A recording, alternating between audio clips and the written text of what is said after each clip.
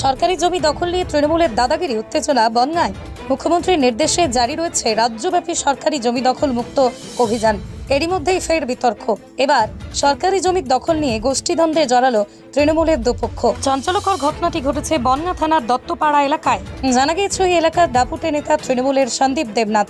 একসময় বনগাঁ দীনবন্ধু মহাবিদ্যালয়ের তৃণমূল ছাত্র পরিষদের সভাপতি ছিল সে। বর্তমানে দলের রাজ্য কমিটিতে স্থান পেয়েছে সন্দীপ। বিরুদ্ধ গোষ্ঠীর অভিযোগ, ক্ষমতার বলে গায়ের জোরে সরকারি জমিতে নির্মাণ করছে সন্দীপ ও তার লোকজন। স্থানীয়রা বাধা দিলেও পার্টিতে একছত্র আধিপত্য থাকায় সে সময় তা আমল দেয়নি অভিযুক্ত সন্দীপ। এখানে গন্ডগোল পরশুদিনকেও মারধর হয়েছে, আমাদের মেরেছে, আমার স্বামীকে এক ঘুষি মেরেছে। এই দেখেন তোমার মেরেছে ওই ক্লাবের সামনে। কারণ কিছু আমার ভাই যাতে একজনকে মারছে, ও ঘর থেকে বেরিয়ে দেখেছে। আর কোন অপরাধ? ক্ষমতা, ওর ক্ষমতা সব ইয়ং জানান ছেলে পিলের হাতের মুঠোয় নিয়েছে। ক্ষমতা কিন্তু ওই জানে, সেটা ওই জানে রাজনীতি বলে। গতকাল এখানে একটা আমাদের পাড়ার কয়েকজন ভাই মিলে দীর্ঘ কয়েক বছর আগে একটা সরকারি জায়গায় 4-5 জন মিলে বেকার ছেলে একটা ইট দিয়ে গেঁথে রেখেছিল ঘর করবে। গতকাল সন্দীপ দেবনাথ এসে বলে এই ঘরটা করতে দেব না, কারণ এই পাশের জমিটা আমি কিনেছি, 40 না 50 লক্ষ টাকা দিয়ে জমি কিনেছে, পিছনের জমি। কিন্তু এরা যখন বলছে যে তুমিও তো সরকারি জায়গায় পাশেই দোতলা ঘর করেছো, সন্দীপ দেবনাথ এবং প্রমিত ঘোষ দুজন মিলে এই যে বিল্ডিংটা আপনারা দেখছেন, এই বিল্ডিংটা ওরা করেছে সরকারি, পুরো সরকারি জায়গা। এবং সরকার যে ড্রেন, পৌরসভার যে মানুষের জল নিকাশির যে ব্যবস্থা, সেই ড্রেনের উপরে পায়খানা বাথরুম করেছে। বললে বলে পৌরসভায় আমি চাকরি করি, আমার ক্ষমতা আছে, পারলে কেউ কিছু করে নিও।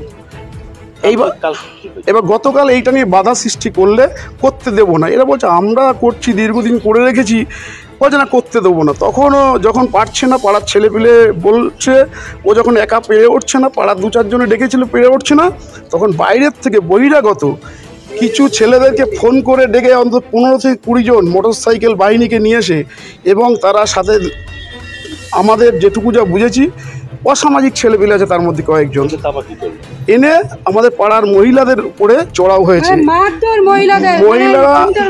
মহিলারা প্রতিবাদ করতে গেলে মহিলাকে লাথি মেরে ফেলে দিয়েছে। মহিলার লাথি মেরেছে একজনকে, পিঠে টিটে ঘুষি মেরেছে। এই একজন হসপিটালে ভর্তি ছিল, এবং মারার পরেও তারা যখন প্রতিবাদ করছে প্রাণে মেরে ফেলে দেওয়ার হুমকি দিচ্ছে, বলছে দেখে নেবে। মঙ্গলবার সন্দীপের ও তার লোকের জনের তৈরি অবৈধ নির্মাণের পাশেই নির্মাণ তুলতে গেলে বিরুদ্ধ গোষ্ঠীর লোকেদের বাধা দেয় সন্দীপ। এ নিয়ে শুরু হয় তুমুল উত্তেজনা। প্রথমেই বচসা, তারপর হাতাহাতিতে জড়ায় দুপক্ষ। ঘটনায় ক্ষুব্ধ এলাকাবাসীরা। তাদের দাবি, মুখ্যমন্ত্রী যতই বলুক, তৃণমূলের নেতা কর্মীরাই সরকারি জমি দখল করেছে বেমালুম। এ নিয়ে প্রশ্ন করা হলে অভিযুক্ত তৃণমূল নেতা সন্দীপ দেবনাথ জানিয়েছেন, তৃণমূলের লোক নয়, এলাকার ছেলেরা নিজেদের প্রয়োজনীয় স্থানে নির্মাণ করে, এর সঙ্গে আমার কোনো সম্পর্ক নেই। উল্টে সরকারি জমিতে দখলদারিতে বাধা দিলে আমাকেই মারধর করে ওরা। না, এটা রাজনীতির কোনো বিষয় না। আমি জমি কিনেছি, জমির নির্দিষ্ট বলছি 1টা টাকাও আমি ক্যাশে কিনিনি, নির্দিষ্ট চেকের মাধ্যমে কিনেছি। হঠাৎ করে কালকে ওখানে বিল্ডিং করতে যাই, আমি বাধা দিতে গেলে আমাকে প্রচণ্ড মারামারে, উল্টে অভিযোগ করছে, মানে উল্টা চোর কোতোয়ালকে ডাটে, উল্টে অভিযোগ করছে আমি নাকি বাইরের লোকজন। আমি আপনাকে ভিডিও দিচ্ছি, দেখুন না কে কারে মেরেছে। আপনি ওদেরকে বলুন যে একটা ভিডিও দিতে, যে সন্দীপ মেরেছে আমাকে প্রাণে মারা, আমার গলার চেনটা ছিঁড়ে। কালকে টোটাল মেশিন নিয়ে এসে আমার উপরে হামলা, আমার গলার চেনটা ছিঁড়ে নিল, আমাকে প্রচণ্ড মারলো। আমার সাথে 2টো ছেলে ছিল, তাদের একটার মাথা ফাটালো। তারপরে উল্টে গিয়ে তারাই কার কোন ইন্ধনে বুঝতে পারছি না, তার আগে উল্টে আমার নামেই কেস করছে থানায়, যে আমি নাকি মস্তানি করছি, রাজনৈতিক প্রভাব খাটাচ্ছি। আমি আবারও বলছি, ওই বিল্ডিং এলাকার কয়েকজনের সমিতি করে, ওই বিল্ডিং আমার না।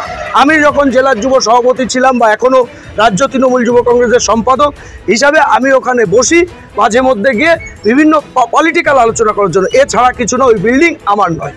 পাল্টা বিরোধী গোষ্ঠীর দাবি, সন্দীপ নিজেরও দলের প্রভাব খাটিয়ে অবৈধ নির্মাণ করেছে। ওই নির্মাণের পাশেই নির্মাণ তুলতে গেলে লোকজন জড়ো করে তাদের উপর চড়াও হয় অভিযুক্ত তৃণমূল নেতা। ঘটনায় বনগাঁ থানায় অভিযোগ জানিয়েছে দুপক্ষই। পুলিশের ঘটনার তদন্ত শুরু করেছে। এ বিষয়ে বনগাঁ বিজেপির সাংগঠনিক জেলা সভাপতি দেবদাস মণ্ডল বলেন, যে ঘটনাটি ঘটেছে মর্মান্তিক ঘটনা। বনগাঁ কলঘাটে সন্দীপ দেবনাথ বলে একজন আছেন, যিনি বলেন রাজ্যের নেতা তৃণমূলের। তিনার জায়গার সামনে আরেকজনের জায়গা আছে, সেই জায়গা যার, সে যখন পরিষ্কার করতে আসে বা ওখানে বিল্ডিং করবে বলে সেখানে মাল মেটেরিয়াল যাই হোক নিয়ে আসে, আনলে তাকে মারধর করে, এবং যখন মারধর করে তখন সেই পরিবারের লোকজন আসে, মহিলারাও আসেন। মহিলারা আসলে এই দোদণ্ড প্রতাপ নেতা, এই সন্দীপ দেবনাথ যিনি যুব নেতা, তিনি মহিলাকে বলতে ছাড়েনি, মহিলার পেটে লাথি মেরেছে। এই বাংলায় যখন বলছে বাংলার মেয়ে নাকি মমতা বন্দ্যোপাধ্যায়, সেই বাংলার মেয়ে আরজি করের ডাক্তার ধর্ষিতা হচ্ছে, তাকে খুন করা হচ্ছে, এই বাংলার মেয়ে ধর্ষণ হয়, এবং এই কলঘাটের যিনি মহিলা, যে মহিলারা বাংলার মেয়ে তারা, তাদের তৃণমূলের লোক এবং তারাও তৃণমূল করে, তাদের পেটে লাথি মারা হচ্ছে, পেটে লাথি মেরে তাকে ফেলে দেওয়া হয়েছে। শুধু তাই নয়, তার সাথে আরো মহিলাদের মেরেছে। এই কোন নেতা, কোন বাংলা, কোন বাংলায় বাস করছি আমরা? মানুষ দেখছে, মানুষের বিচার করবে, এবং মানুষ জেগে উঠেছে। মমতা বন্দ্যোপাধ্যায়ের পদত্যাগ চাই। তৃণমূলের দুপক্ষের অশান্তির জেরে থমথমে গোটা এলাকা। পরিস্থিতি কোন দিকে মোড় নেয় সেটাই এখন দেখার।